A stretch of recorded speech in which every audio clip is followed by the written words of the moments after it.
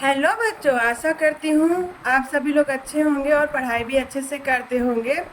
तो जैसा कि आज हम काव्य खंड से सूरदास जी का जीवन परिचय पढ़ा रहे हैं, तो बच्चों किसी भी कवि या लेखक के जीवन परिचय को याद करने से पहले हमें उनके मुख्य मुख्य बातों को याद करने होते हैं। फिर उनके जीवन के हर एक बात को क्रम पूर्वक लिखा जाता है।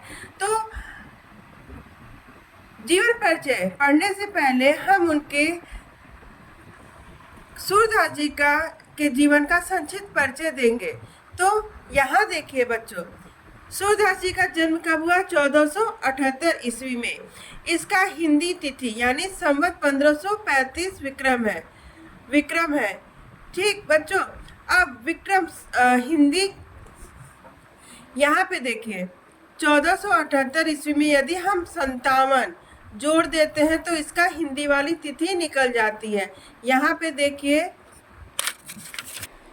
तो बच्चों हमें अंग्रेजी वाली तिथि याद करनी है। यदि हमको हिंदी वाली तिथि निकालना है तो अंग्रेजी वाली तिथि यानी 1478 में हम 57 जोड़ देते हैं तो हिंदी वाली तिथि निकल जाएगी। जैसे यहाँ पे 8 और 7 कितना हो जाएगा?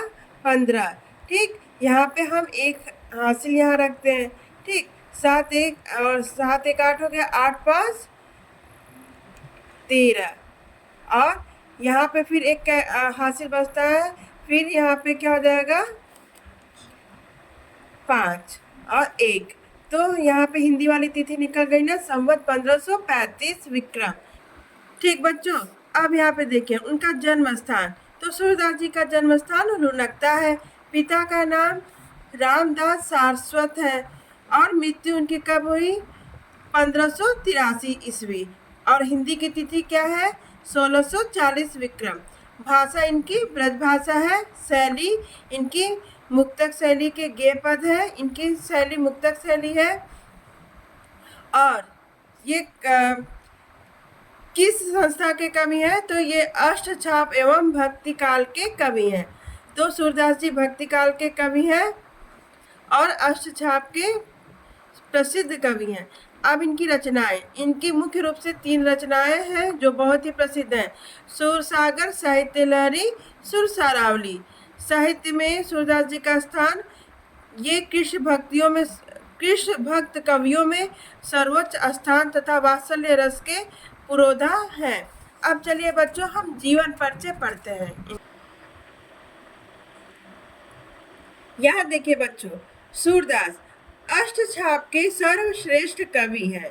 सूरदास अष्टछाप के सर्वश्रेष्ठ कवि और सगुण उपासक कृष्ण भक्त सूरदास जी का जन्म वैशाख सुदी पंचमी 1478 ईस्वी और हिंदी के तिथि से 1535 विक्रम में दिल्ली के निकट सिही नामक गांव में हुआ था। तो कुछ विद्वान इनका जन्म उत्तर प्रदेश के आगरा जिले के रुनकता नामक गांव में मानते हैं। सूरदास, यहाँ देखिए, सूरदास जन्म से अंधे थे या नहीं, इस संबंध में अनेक मत है।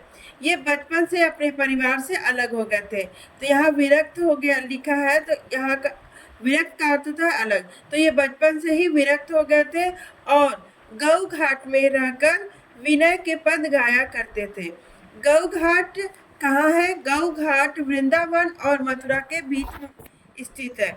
एक बार वल्लभाचार्य गौ घाट पे रुके तो सूरदास ने उन्हें अपने द्वारा लिखित, यहाँ स्वरचित लिखा है ना बच्चों, यानी अपने द्वारा लिखित, सूरदास ने स्वरचित एक पद गाकर सुनाया। तो वल्लभाचार्य ने इनको कृष्ण की लीला का गान करने का सुझाव दिया। ये वल्लभाचार्य के शिष्य बन गए और कृष्ण की लीला का गान करने लगे। वल्लभाचार्य ने इनको गोवर्धन पर बने श्रीनाथ जी के मंदिर में कीर्तन करने के लिए रख दिया। वल्लभाचार्य के पुत्र विठलनाथ ने अष्टछाप के नाम से सूरदास सहित 8 कृष्ण भक्त कवियों का संगठन किया, जिसे अष्टछाप कहा जाता है। इनकी मृत्यु गोवर्धन के पास पारसौली ग्राम में 1583 ईस्वी यानी और हिंदी की तिथि से 1640 विक्रम के लगभग हुई। अब बच्चों हम सूरदास जी की रचनाओं के बारे में पढ़ेंगे। सूरदास के पदों का संकलन सूरसागर है। सूरदास के पदों का संकलन कहाँ हुआ है? सूरसागर में। और सुर सारावली तथा साहित्य लहरी इनकी अन्य रचनाएं हैं। यह प्रसिद्ध है कि सूरसागर में 1.25 लाख पद है, पर अभी तक केवल कितने पद मिले हैं? 10,000 पद ही प्राप्त हुए हैं। सुर सारावली कथा वस्तु, भाव, भाषा, शैली और रचना की दृष्टि से निस्संदेह सूरदास की प्रामाणिक रचना है। इसमें 1107 छंद है। साहित्य लहरी सूरदास के 118 दृष्टकूट पदों का संग्रह है। सूरदास की रचनाओं के संबंध में इस प्रकार कहा जा सकता है। साहित्य लहरी सूर सागर सुर की सारावली, श्री कृष्ण की बाल छवि पर लेखनी अनुपम चली। तो ये रहा सूरदास जी का जीवन परिचय। तब तक के लिए धन्यवाद बच्चों।